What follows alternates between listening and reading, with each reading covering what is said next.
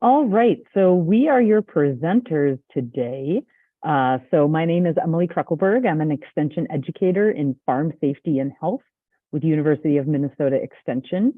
And so my work really focuses on accident prevention on the farm, mental health, wellness and agriculture, all of those things.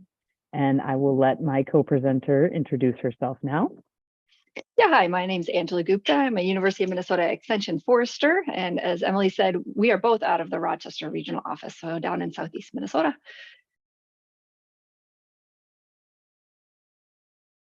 And I think I'm up next. So I think we've sort of passed the baton. So the quick outline for today's presentation is an introduction. So a little bit about climate change and people, understanding and naming your feelings, human resilience strategies. We're going to talk about ambiguous loss and then 6 different resilience strategies, and then actions you can take to make your environment more resilient. So with that, this is a super quick down and dirty about some of the impacts of climate change and how both the environment and we humans are experiencing that. All of this data is historical at this point. None of this is projections. So it's what we've already experienced. And you can see on the left, these are plant hardiness zone maps. So essentially temperature maps. And you can see in 1990, northern Minnesota was zone 4 and southern Minnesota, northern Minnesota was zone 3 and southern Minnesota was zone 4. Jump ahead to 2006, which is getting close to 20 years old now, and you have already seen northern Minnesota be zone, just the northern third, be zone 4. The middle tier, the southern over a third, or the middle over a third, is zone 3, and then that southern third is zone 4, and then zone 5. So we're seeing this get warmer. This has lots of impacts for plants and insects and things like that.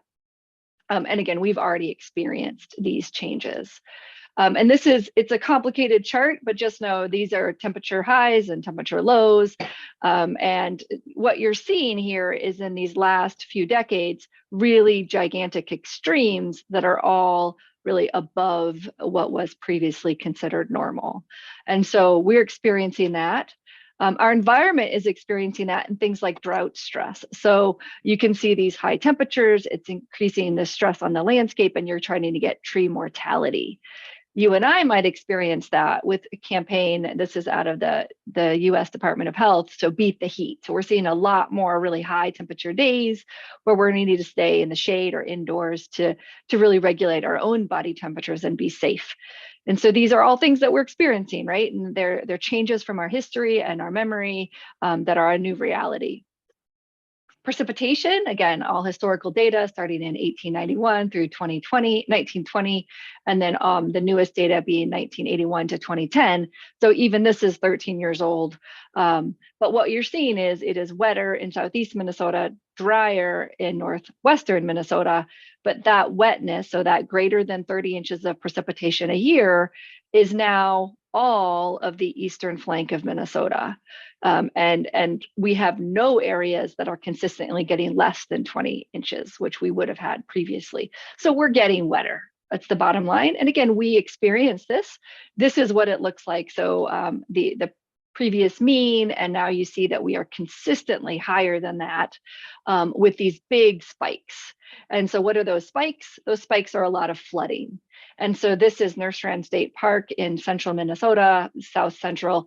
And this is actually a summer picture. You're seeing a great deal of tree mortality being attributed to all of this wetness. And so this is out of the DNR Department of Forestry. And 2012, wettest spring, and then you get a driest fall in 2012 that same year. So those big extremes. And then after that, it's all wettests.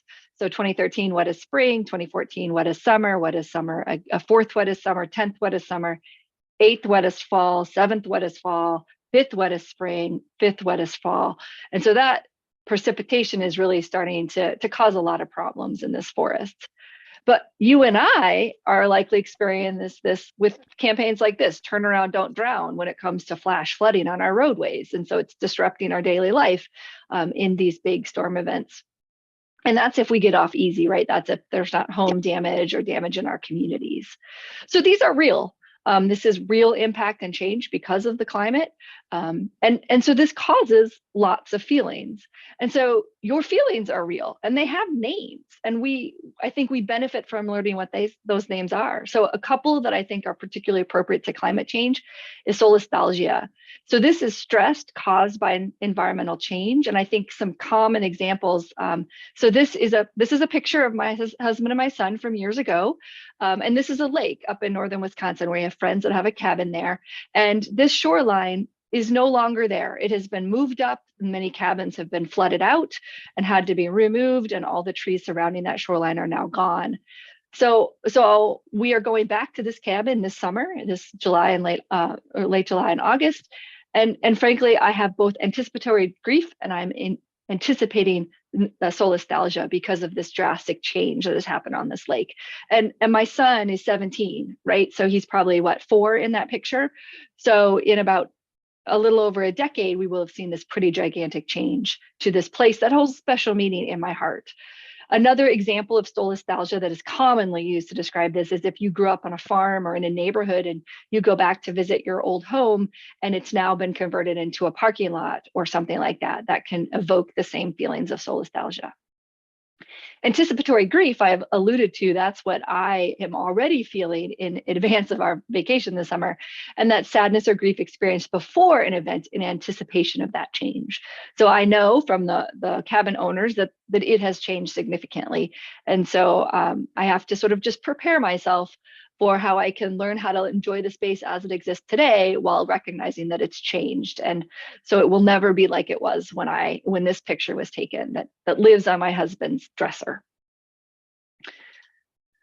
So some other feelings that disenfranchised grief. This webinar helps to normalize these feelings, but I think for many of us who are experiencing these feelings of grief and distraughtness around climate change, that is not a particularly well accepted form of grief. And so disenfranchised grief is any loss of something that may be minimized by others or for which there aren't cultural norms about ritualizing that grief. So if a family member dies, I think all cultures at this point have rituals for that. It could be a funeral or a wake. It could be any type of ceremonies or prayers or songs that would go with the mourning of that person or the transition to a different life space. But for things like climate change, we don't have good systems in place culturally to help us mourn these changes. And so that's called disenfranchised grief. For what it's worth, I first discovered this while doing a participatory science project using volunteers working on jumping worms. And those volunteers were really experiencing disenfranchised grief because jumping worms, which are an invasive species that's very problematic, and they would ask at the store, like the green industry store, a nursery, for example, and they would ask about worms and they would literally get like the crazy lady look. And so they were going through these deep emotional impacts, this grief, and they were just getting treated like they were off their rocker. And so this was a form of disenfranchised grief. So with that, I'm going to transition it over to Emily and we'll hear more. Yes, and I realized this very first slide I have I didn't update. So it says loss and grief in farming and agriculture, because that's normally the realm I work in, but want to really clarify that we're talking loss and grief in general here, right? And as it may retain to the environment around us, if we are a landowner, etc. So just kind of a quick glossary here. So loss is the thing that is removed, right? So when we're dealing with loss, we're dealing with something being gone. And grief is a process that is expected to end. And so this is important in our culture, you know, and Angie already said, typically when we think about grief, we think about grieving the death of a loved one. We think about the 5 stages of grief.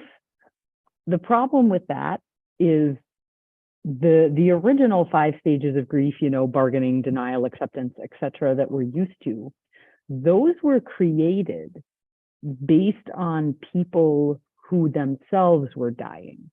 So those accepted 5 stages of grief are really the 5 stages of grief that somebody who has a terminal illness will experience. right? And so we've kind of taken that to expand to all areas of grief, is these, these 5 steps. You'll go through the cycle, the process will end. But when we're dealing with this more complicated grief, like Angie was talking about, disenfranchised grief or anticipatory grief, that process is going to look a little different. And that cycle or those steps, they might not all be in there, or there might be different ones in there. So I really want you to think about grief with an expanded view, and keeping in mind that, yes, those 5 stages of grief can be helpful for people as a guideline, but they may not apply to every situation. So then on the next slide here, we're going to talk a little bit more about loss. So when we talk loss, there's kind of 2 big buckets it can fall into. A physical loss, so that can be an item, a person, money, a shoreline, any physical, tangible thing. That's a physical loss. And then there's psychological loss. So that may be a relationship, meaning, an identity. So if you're kind of like psychological loss, for example, I'm divorced, okay?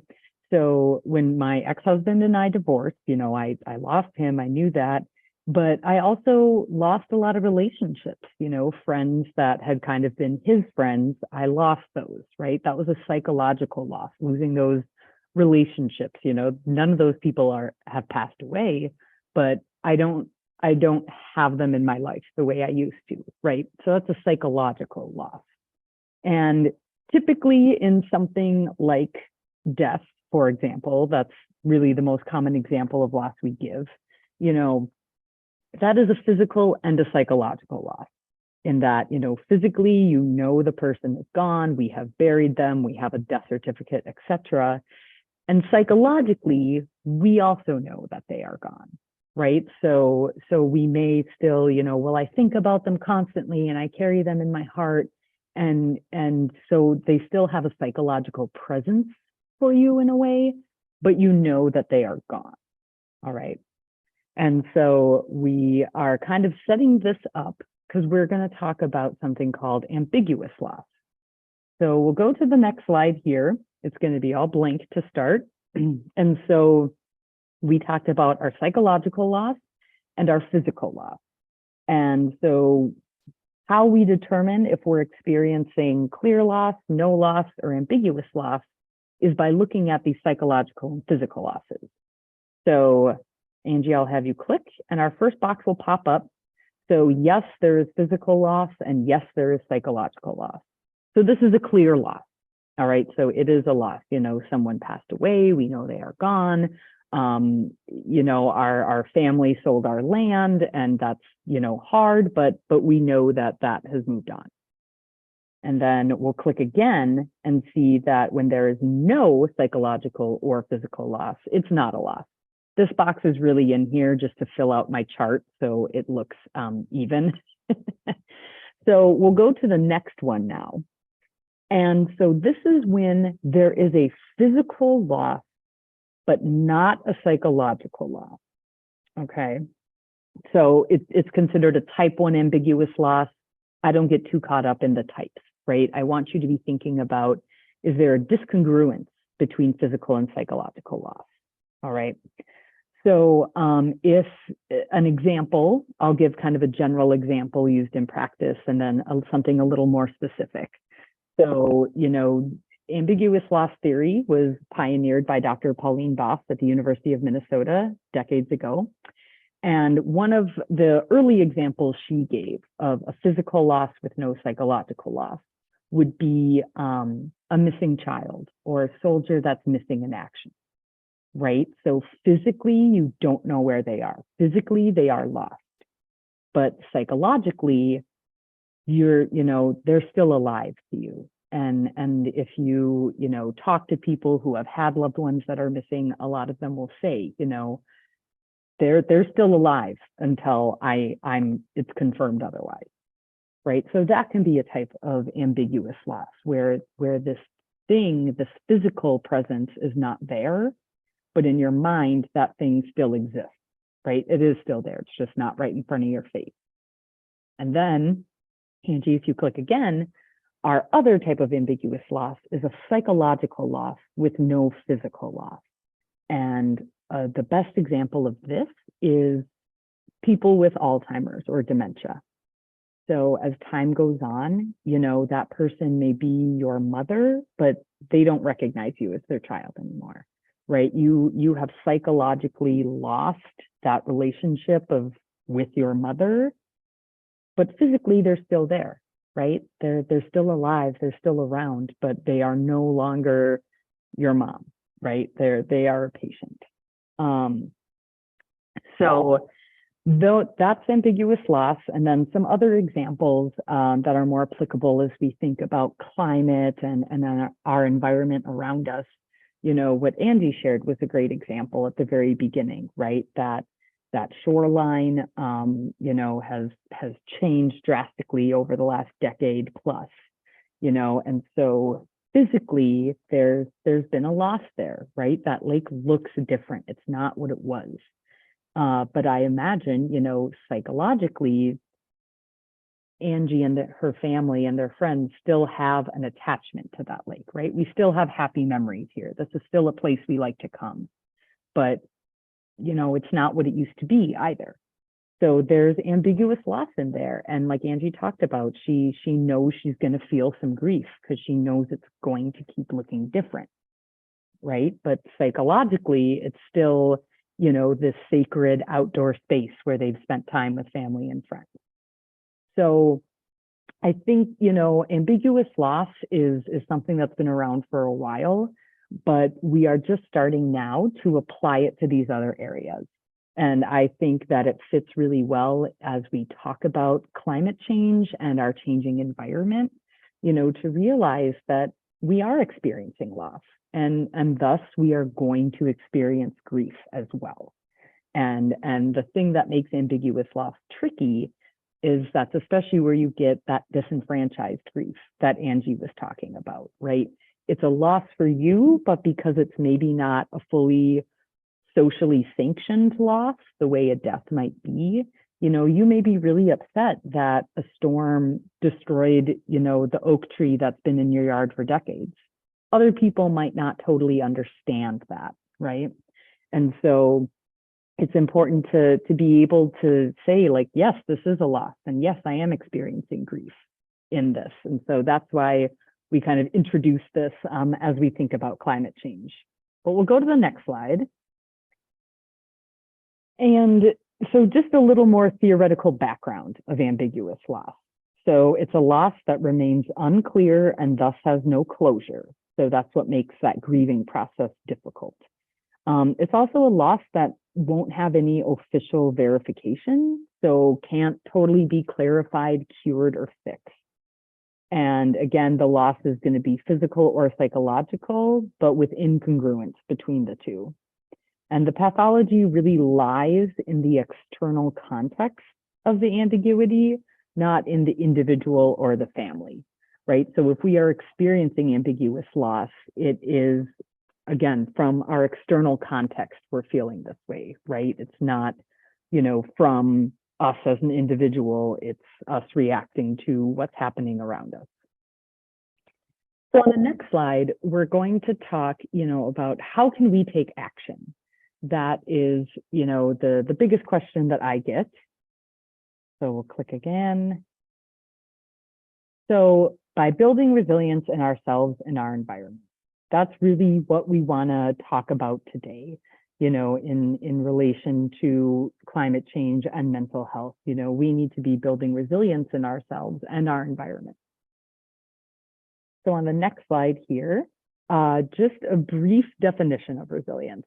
So I think resilience is a term we're all really familiar with, but I kind of think of it like sustainability, right? It's a word we all know, but if I asked each and every one of you to write down a definition, we'd all write something a little bit different. So I wanted to provide the definition that we are using for resilience today. And these are adapted from Dr. Boss and Dr. Ann Masden, both with the university. So resilience is the process and outcome of successfully adapting to difficult or challenging life experiences and developing mental, emotional, and behavioral flexibility and adjustment to external and internal demands. Resilience includes both the ability to adapt to stressors, so protective resilience, which is what most of us is useful. You know, we build resilience in adversity, but also the readiness to be adaptive, even when there are no stressors. So that's promotive resilience. So we may think, you know, resilience can only be built in times of adversity. It can only be built when we're struggling. And that, you know, it's a good thing to have resilience when we're struggling, that protective resilience that we try to, you know, improve and adapt to what's going on, but also that promotive resilience, right? So that idea of we are going to practice these things or take these measures to be prepared for the future of things that, you know, might be happening. So on the next slide, we are going to see 6 main resilience strategies that are really used when dealing with ambiguous loss. But these are resilience strategies that can apply to all sorts of stressors and losses that we may experience, right? So there are other resilience strategies, but these are the 6 that we're going to really focus on today. So we're going to talk about reconstructing identity, adjusting mastery, normalizing ambivalence, revising attachment, finding meaning, and discovering hope. So we'll go to the next slide, and the first thing we are going to talk about is reconstructing identity. So what this means is redefining who you are now, right? So as we've seen our landscape change, perhaps as we have had to adapt our lives to that changing environment, you know, we may need to reconsider who we really are and redefine who we are. So we can do that by really defining, you know, our psychological family, thinking about those boundaries, because it's important to keep in mind, right, that we are going to experience these things all at different levels, right? And so something that may really impact us and cause us to want to completely reconsider who we are may not have the same impact on somebody else, right? Which is why when we may be doing this, you know, we need to define those people that psychologically are safe for us, are our family. That may be our biological family, it may be friends and other people as well. And really thinking about our boundaries, right, as we think of our new identity. So maybe you were, you know, a woodland owner and, you know, a tornado came through and you lost most of your trees, or, you know, and then it's a matter of, am I going to keep doing this or am I going to move on? You know, and if I move on or sell my land or do something else, you know, what does that look like for me? How am I still going to hang on to who I am at my core, but also develop this new identity for who I am now? So that's reconstructing identity. And now we'll move on to the next one, which is adjusting mastery. So this is really about tempering or enhancing our own sense of mastery and recognizing that the world is not always fair. So, you know, mastery is our sense of control that we have over the world around us. All right. And so again, you know, we need to temper our sense of mastery sometimes, or recognize the world is not always fair, right? So maybe we think I am doing everything right. You know, my garden is really healthy. You know, I get my soil tested. I'm doing everything I'm supposed to do. And still, you know, the weather didn't cooperate, or, you know, my garden didn't flourish this year, you know, and was that because you did something wrong, or is it because the world's not always fair, right? We need to adjust that even if we are doing our absolute best, there are likely circumstances outside of our control that can still impact things. All right. And that externalized blame piece is, you know, important. It's not I'm going to pass the blame, but also recognizing like I did everything in my power and it still didn't go right. But that doesn't mean it's my fault that it didn't, right? Because there were these other things that were outside of my control that happened. So adjusting mastery, ways to facilitate it, self-regulation. So really just, taking good care of yourself, sleeping, eating, being mindful of your thoughts, and thinking about, where you are, where you want to go. Again, recognizing that the world is not always fair, but really focusing on taking care of yourself as much as you can. And also just examining the function of the systems that you are a part of, right? And as we think about climate change, there are a lot of systems that we're a part of that maybe we don't want to be anymore, or maybe systems that need to be redesigned or reconfigured to be better for our future. So yes, so that's adjusting mastery really boils down to, understanding that there are things that are in and out of our control. So the next strategy that we are going to talk about now, one of my favorites, normalizing ambivalence. So I know ambivalent and ambiguous sound similar, but so ambiguous is something that is not clear, and ambivalent, it's something that it's kind of both, right? It's some sort of conflict. So when we normalize ambivalence, what we're doing is understanding that it's normal to feel conflicted, okay? And to normalize those anger and guilt feelings. So, you probably have heard people talk about, both and thinking, you can be both. Like, I am really sad that I lost this, old oak tree in my yard because it's been there for years. But I'm also kind of relieved because I was worried about what I was going to do with it when it died, or what we were going to do. And now we're just taking care of that. Right. So you can hold space for both of those things. I'm sad I lost this, but I also recognize that this loss, means I can do something else now, or, that I no longer have to worry about this thing anymore. So normalizing just feeling the mix of feelings is really what it's about. And so for some people, they may facilitate that by external support. So talking to a friend or even a mental health professional about their feelings. Another great way to do that is just journaling or processing, just sitting with yourself and kind of going like, yep, I feel this way and I feel that way. I feel happy, but I feel sad too. And this, I think, is a really, I don't want to say easy, but it's an easier strategy to start to work on. So, just again, thinking I have these mixed feelings and that's okay, right? Saying those types of things to yourself. And that's really going to build that resilience, because now you don't need to spend all of that capacity on worrying about these conflicted feelings, or thinking that it's not normal, or being concerned about why you feel that way. When you can accept and normalize it, it's easier to continue to move on and to be resilient. So that's normalizing ambivalence. And I see a lot of great questions coming in. Keep them coming. We'll get to them at the end here. But our next strategy, oh, yeah. And I just wanted to say that I am holding them. They are great questions. So I just keep them coming.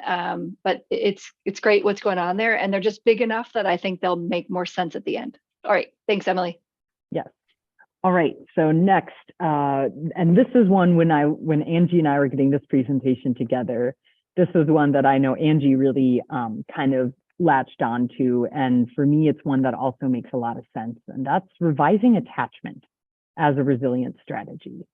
So, especially when we're dealing with something we've lost, it can mean changing the importance of that, right? So, not saying like, oh, that was worthless and stupid and never mattered anyways, but just going, that's not a part of who we are anymore. That's not a part of our life. Also, a really important piece in this is grieve what you have lost. Accept that there have been losses and grieve those. I'm a big person. I always say, feel your feelings, right? Feel those feelings, but also celebrate what you still have. The shoreline is gone. It has changed so much in the last 15 years. but we still have this lake that we can come to. You know, wildlife is still here. We can come and enjoy the peace and quiet as family, as friends. So ways to facilitate revising this attachment is really about developing or redeveloping relationships. And that may mean interpersonal relationships, but it may mean, you know, your relationship to the world around you, to your land. You know, again, I'm from a farm, so yeah, I think about the relationship I have even with our buildings, right, on the farm and that kind of thing. And so just revising that attachment, and I think of it kind of like the tempering mastery too, like realizing, you know, maybe this wasn't as big of an attachment as I needed it to be, you know, and I can move on from that now. And again, it's just about really being honest and naming like, yep, like we have lost this, but we still have this too. And so kind of tempering that grief with also some celebration and some appreciation for what we still have. All right, so we got 2 more strategies left, and these last 2 are probably my favorites. So finding meaning. This is really about developing and internalizing meaning from the loss, you know, and giving the loss a name. So it's not just this bad thing that happened, but now, you know, it's this thing that we can talk about with whatever name we've given it. And, you know, that also helps us get some of our own power back of, you know, like this thing doesn't control me. Like I've found meaning in it. It was hard, but now I know how to move forward from it. And you can facilitate finding meaning, you know, by talking with others about the loss and what meaning you're getting from it. It may be adapting family rituals. So perhaps, you know, you always did a big picnic every year at this one park that's not there anymore, right? It was torn down or got destroyed by weather, something, you know, so how can we still have a family picnic, but maybe we go to a different park now, you know, and spirituality and forgiveness are also where we find meaning making as well. And so a quick example of this, it's not climate change adjacent, but you know, people will ask, you know, well, what do you mean by give the name a loss? Like you just say like, oh yeah, that storm that took down the tree. And it may be that, or, you know, it may be something else. So I have 2 family members that have lost limbs in serious farming accidents. And my brother lost his arm about 7 years ago, October 11th. And so every year, October 11th is now the armiversary. So that is the name we've given it. It's a little bit silly.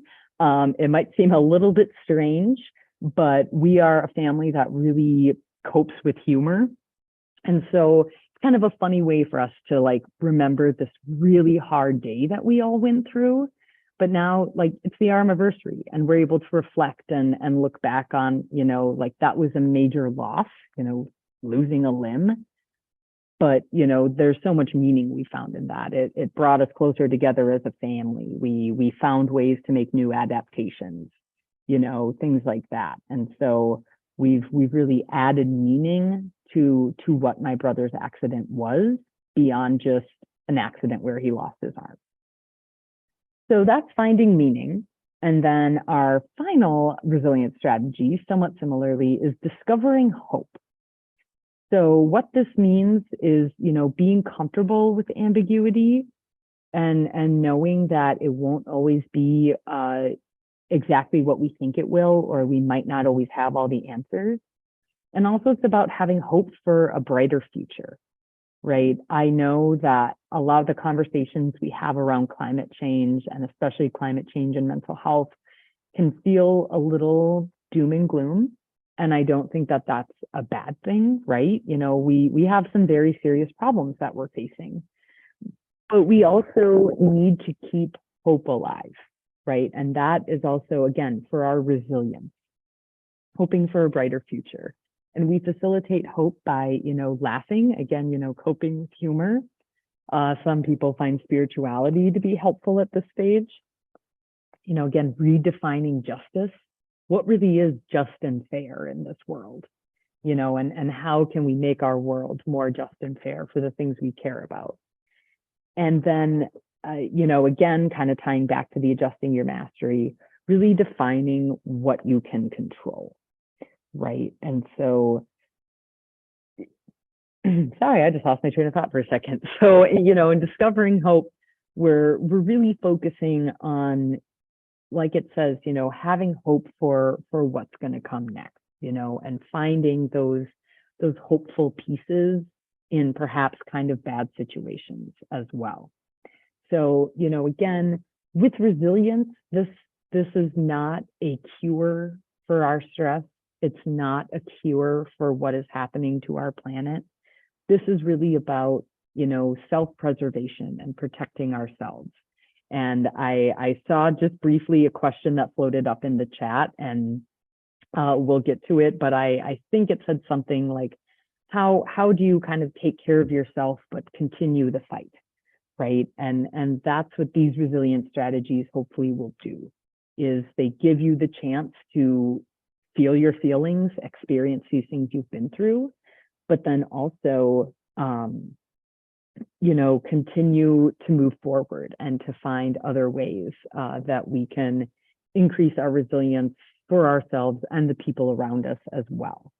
So, and recognizing that some of this grief and some of this anxiety that we may feel about our climate and what's happening in our world, the resilience will help us face it, right? It's not going to make it go away, but what we can do is make ourselves as strong and as ready as possible to, yes, keep fighting this fight, and also to keep ourselves well, and to recognize that, things aren't always fair. There are things outside of our control, and, we need to be ready for what's going to be next.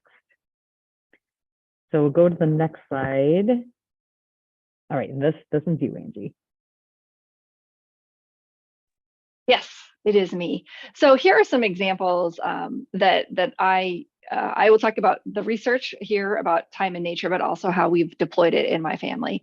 So time in nature by itself has many benefits to us as humans. So this research paper really looked at 10 minutes approximate time in nature can slow your heart rate. It can reduce your stress levels. It can increase and restore concentration. And then observing nature's wonder positively influence our physical and mental state. And so there's also benefit in rituals. And so in my house, when the pandemic sent everyone home in the spring of 2020, and we lost the socialization of school, we lost the instruction, we lost our office, we lost the commute, we created rituals. And so at my house, I made everybody in my family get up in the morning, get dressed, eat breakfast, and we walked up a hill very close to my house in Rochester. And then we sat for 5 minutes and forest bathed. So this is my teenager looking and forest bathing for 5 minutes. What that meant in this context is you couldn't talk to your neighbor. Sit quietly in nature for 5 minutes, and then we walked back down and started our day. 22 minutes was the total round trip. But it did both the time in nature, and it created this ritual. We did it related to forest bathing, but then that created the normalcy that we had sort of lost at that point of getting up, getting dressed, brushing our teeth, eating our breakfasts before we started our day. And so this is one of the things that I miss now that I'm back in the office, which I much prefer. I really enjoy my office commute. I commute on my bike, but I miss this institutional 22 minutes of nature every morning. And so again, you can have mixed feelings about all of these things, right? And that's okay. Here we go. Another thing that we did to create a hope and agency. So hope is the idea that you can have a more hopeful future, and agency is the idea that you can do something to get to that hopeful future. And they're critical. They're critical for us to keep the fight up, if you will, to keep moving forward. And so another thing that we did in 2020, so I had pedaled by, and it was in our neighborhood, this really neglected woodlot. It was part of a city park, the same hill that we walk up, the Plummer House. But the south slope was very neglected, full of invasive species. Much of my forestry day job is invasive species. And I had known it and had just no capacity to work on it. And then all of a sudden, here I was at home with 2 boys, nothing to do. Everything's been canceled. It's a global pandemic. It's incredibly stressful, but we could get out into nature. We didn't have to be around other people, so there was very little disease risk, and we could make a difference. So we started in August of 2022, removing invasive plants, buckthorn, honeysuckle, garlic, mustard, Dame's rocket, catnip, Japanese tree lilac. It was like peeling an onion. We just kept finding more. And this is my son at the time, very begrudgingly helping me. And now, 2023, this is the same spot looking from the bottom. My son is standing at the top of that hill. You can see the invasive plants have been removed, and look at the bluebells that are coming up. And we were able to take the agency, and we had hope that it would matter. We also had the benefits of physical activity, which are good, time in nature, which is good, socializing. You could just sort of relax and de-stress in that space while also making a difference. And from a climate perspective, this is an ecosystem in transition. Frankly, this is a novel ecosystem because of urbanization. And so it isn't the same as it was, and that's okay. It is what it is today, and we can help it and make it better. So with that, we have questions for sure. I don't know if Emily is ready to jump in with the first ones, or I certainly can. Yeah, so I think I'm going to jump up to the first question that I saw come in here, which was from Meredith. So curious how to talk to our children about what is happening in our climate. When is the best time age-wise? How do we help them with their anxiety surrounding climate change? Really great question, Meredith. I'm going to do the best I can to answer it, but full disclosure, Angie and I are not youth development experts. So the age-wise thing, I'm not sure how to answer that part. But I would say, especially, how do we help them with their anxiety surrounding climate change? Those resilient strategies we talked about. Those are things that we can do with kids. And Angie gave a great example just now of, that hill that they walked up, and her kids helped her with that. And so she got them involved in that agency piece as well. And so, I think a really focus on not so much here's everything that's going wrong and that we can't do, but hey, this spot outside of our house has invasive species, and that's going to make it harder for our other plants to grow. So let's go pick some of them, and using it as a way to educate as well. And just as far as talking to them about what is happening, it's going to depend on the age, of course. And again, I'm not an expert in that. But, really gauging,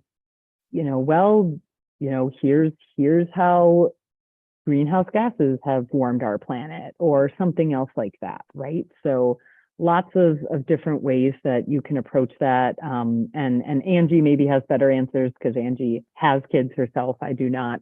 And she's already shared a few things that she has done with them. So anything to follow up on that, Angie? Yeah, so I am also not a youth development expert, but I do think it's important that we respond to kids when they have good questions, right? And so how you respond, I think, depends on the age. When it's a really young child, you're going to say, "Oh, I understand why that makes you sad. I wonder if we can do anything to help." And there are lots of things you can do, whether it's consuming less, or planting a native wildflower, or participating in Arbor Day. I mean, there's lots of things. As they get older, I think it's completely reasonable to teach them these terms so they can better understand their feelings. And these terms can be applied to many, many things, right? I mean, Emily offered many examples that aren't just related to climate. And then frankly, the older they get, they have a lot more autonomy to create hope and change. And our youth are the front end of most climate movements, or most environmental movements at this point. I mean, they are really moving and shaking. And so if you have a middle school or a high schooler that's really concerned about these, there are absolutely groups. Every school that we're associated with has groups that they can engage with, and then they can find peers, which can be important, knowing they're not alone. There are others that are concerned as well, and then lots of action can happen in those spaces.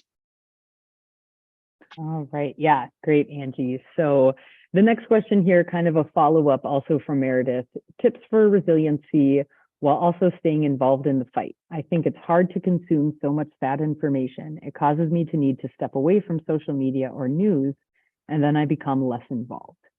So I think that, we're kind of getting at some burnout type feelings we might have, like I am fighting and fighting, and to no avail. And I'm tired and I'm exhausted, you know, and I think it is important when we talk about resiliency to understand sometimes we do need a break, right? And that can be hard for that exact reason. You know, I feel like I'm not involved now, or I don't know what's happening.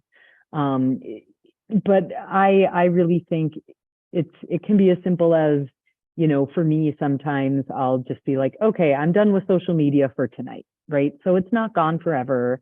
I can still get that information or, you know, catch up on what's going on. But, you know, the biggest way to build resiliency is taking care of yourself and giving yourself those breaks when you need them. You know, you've maybe heard before the adage, you can't pour from an empty cup, right? So if your cup is empty, you may need to step away from the fight to refill it. And that can be a really difficult thing to do.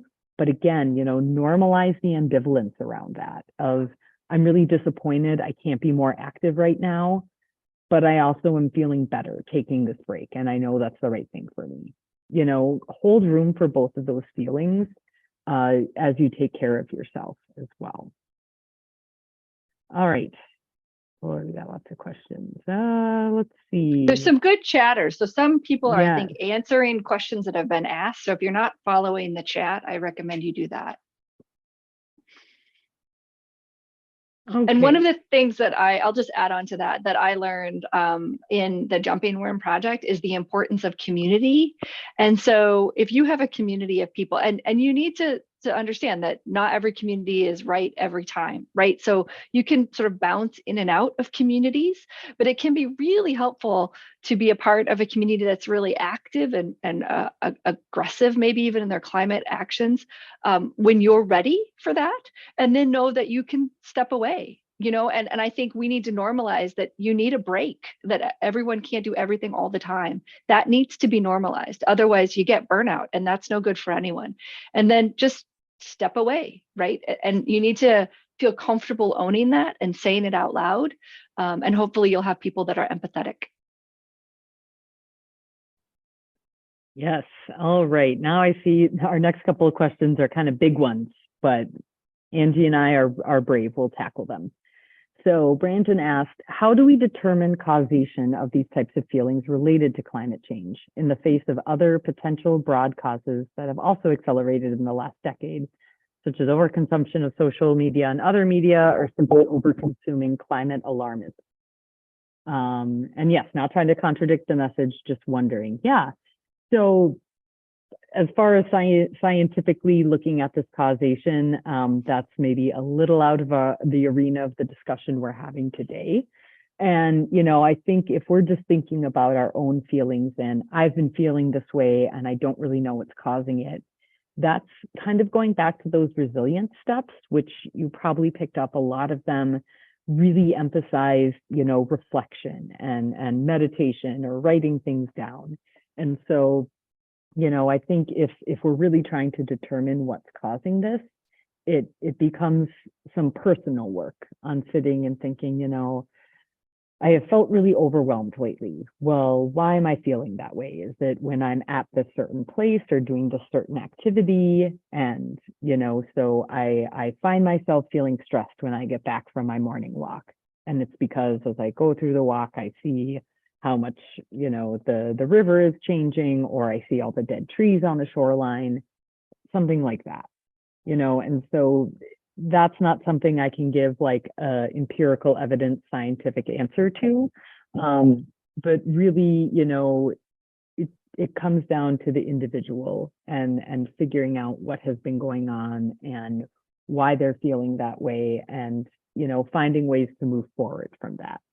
And I want to kind of jump right to the next question because it follows a somewhat similar vein in how can we cope with the ongoing political gaslighting that tries to convince people that none of this is real. So even if you understand these messages are misinformed, it takes a lot of mental energy to keep the fight up in the face of the onslaught. Love that whole comment. You know, Susanna, I think you hit the nail on the head there. You know, that yes, even when we know it's misinformation or we know something's wrong, it can be really hard because we also know other people may be believing that, even if we know it's not true. And again, with that coping piece, I'm always going to send you back to resilience, right? And to, separate yourself from the messaging when you need to, when it gets to be too much. And Angie mentioned that sense of community, right? So do you have people you can turn to for support, when it's like, oh, I just saw such and such politician saying this and that, and I need to talk to somebody about it, or someone who shares my thoughts, or that can just listen to what I have to say about this. A lot of that again is going to come, yes, from your community, but also on the individual level. Unfortunately, we cannot control what others say, including our politicians, and so that is a tough one.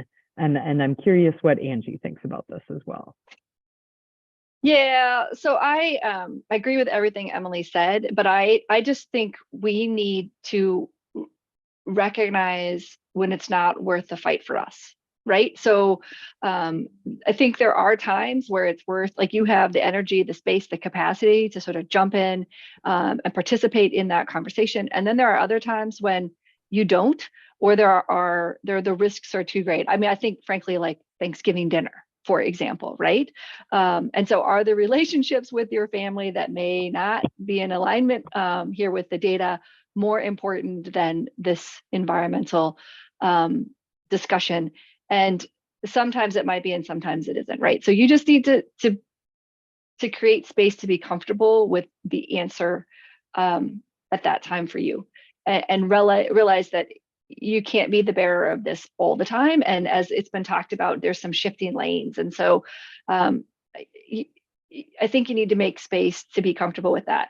And then I want to talk about hope and agency, because there are things that you can do every single day, all the time, that can create normalcy and hope and agency. And so some examples that I give is that I have committed to drive the speed limit every time I get in the car, for a number of reasons. But the one I tell people about is environmental reasons. One, it is the law, right? So let's be clear. I'm just driving at the law, but it is also reduces my fossil fuel consumption, my gasoline consumption. That's what I tell people. And so I say, for environmental reasons, I'm going to drive the speed limit. And so we don't have to have a discussion about it. I'm not asking for their input or comment, but I am normalizing this environmental behavior when I do that. Similarly, I'm a big fan of recycling. And so when I go to a house of someone who doesn't recycle, I always ask about it. Occasionally, I'll actually take my recycling out. And I don't have to make a big deal about it. We don't have to get in a big philosophical conversation about it, but I am normalizing that behavior because it is an important value to me. And so I might choose not to get in a conversation with that family member about why they need to recycle. I'll just make it a value of mine. And hopefully they at least respect my values enough to do that. The other thing I want to say, these are actions that we can take as individuals, and we can do them all the time, every day. The foods that we eat is another really big environmental impact that influences climate. And so I choose to be a vegetarian. My family is not, but that is a choice that I make, and I do it every day for environmental reasons. However, these are small things that have impact, and I can do them, and they're within my sphere of control. But the really big changes happen at this level of policy, federal policy. So when the federal government passed the Bipartisan Infrastructure Act and put billions of dollars into environmental and climate change resources, that's gigantic, right? And that's far beyond what I can do as an individual. However, I can contact my elected officials at the federal level when it is time to vote for bills like that. And that can be really powerful. So it might only happen once or twice a year, or once or twice a decade, that there's this opportunity. But if I'm mentally prepared to reach out to those elected officials to make those huge policy shifts, then that's the thing I can do. And I can do it. And I use that federal example as a big one. But the truth of the matter is, your city council or your county commissioners are making similar policies at a much more local level all the time. And so you have to be aware, when are those times to engage. But I do some other work related to engaging with decision makers for extension. And we suspect it takes 8 contacts for decision maker to change their mind. So if you reach out to your city council and 8 of your buddies reach out about the same thing, you might actually be able to make a difference about how they treat the natural areas in your city. And that's real. It's out of what you might be able to do as an individual, but when a group of individuals contact the right people at the right time, it can be pretty powerful. So Emily, I don't want to exactly yield the floor, and there might be some other questions, but there is an opportunity to connect with another department at the university, and I would kind of like to give a shout out. Are there any super pressing questions, or can I do that shout out now? No, looks like we covered all the questions that were in the chat. So go ahead. So I don't know if Jane replied to me. Sure, she says. Okay, so I'm going to introduce Jane, and I think she can she unmute herself, Emily, or no? Yes, looks she like did. Okay, and she's with the U Spatial at the University of Minnesota, and she's going to tell us a little bit about this, and I'm going to drop in a link. So go, Jane. Okay, thank you. So I am sharing this purely coincidentally, just based on what Emily and Angie started talking about at the beginning of the webinar. So again, I work for U Spatial at the University of Minnesota, and we have created a survey as part of our hazard mitigation planning work. And the purpose of that survey is to collect stories of climate change throughout Minnesota. We started to do this because we wanted to help the public draw the connection between climate change and natural disasters. But again, it just seems so fitting that I wanted to share. So if you take this survey, the results just ask, where have you seen evidence of climate change, like personally? And it's just, the places that you love, do they look different? Exactly the sort of things that the presenters were talking about. So these will live on hazard mitigation plans for counties in Minnesota, as well as eventually the state plan, which we are working on now. So we'd love to get more responses. We can start mapping these experience changes, and we're specifically wanting personal stories to emphasize that climate change is already happening in Minnesota. So if anyone feels like naming a loss by taking this survey, that would be really great. So thank you.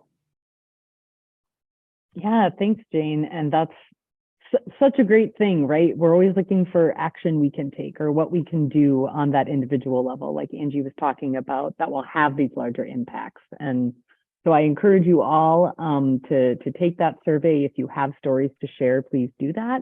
I think you'll find it to be very, very therapeutic for yourself. And it's going to help with this larger project that they're working on as well. And then also Angie just put in the chat a story map of the work that she has done with her family outside their house. So that picture of her son when they were forest bathing is from that story map. So if you want to see more, check that link out.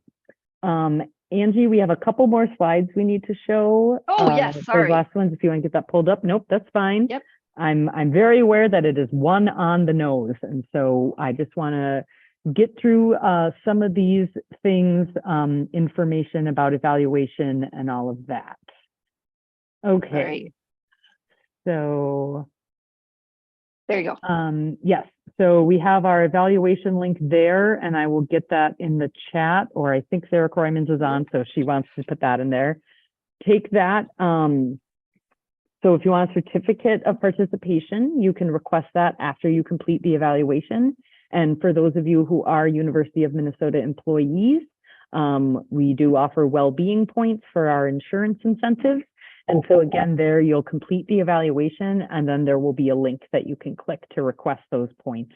And then just keep in mind, it will take a couple weeks for those to show up in your account. So please take that evaluation. We do value your feedback. And again, if you're wanting a certificate of participation or are wanting your well-being points, you got to take the evaluation to get those.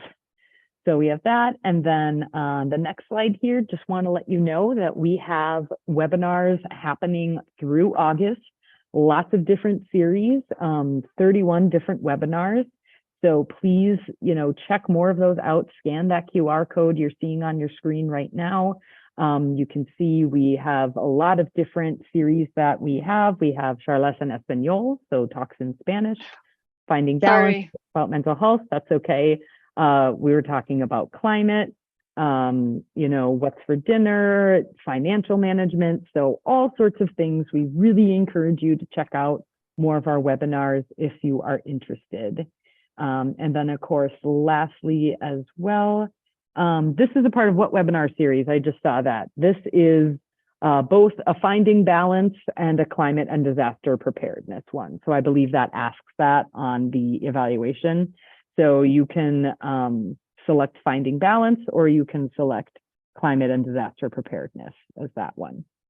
And then lastly, I think it's just some social media things. So if you want to connect with our Department of Family Health and Wellbeing, Angie and I are both in the Department of Ag and Natural Resource Systems, but we work closely with our Department of Family Health and Wellbeing. So they are always sharing a lot of great content. So please be sure to look them up, engage with us on social media. We'd love to see you around more and see you at future webinars as well. Yay, you did it. All right. Well, thank you everybody so much. Please reach out to myself or Angie if you want to talk further about anything. Take that evaluation. We value your feedback. Thank you. I'm so grateful for all the messages I'm seeing in the chat. You're all very welcome. Thanks for joining us today.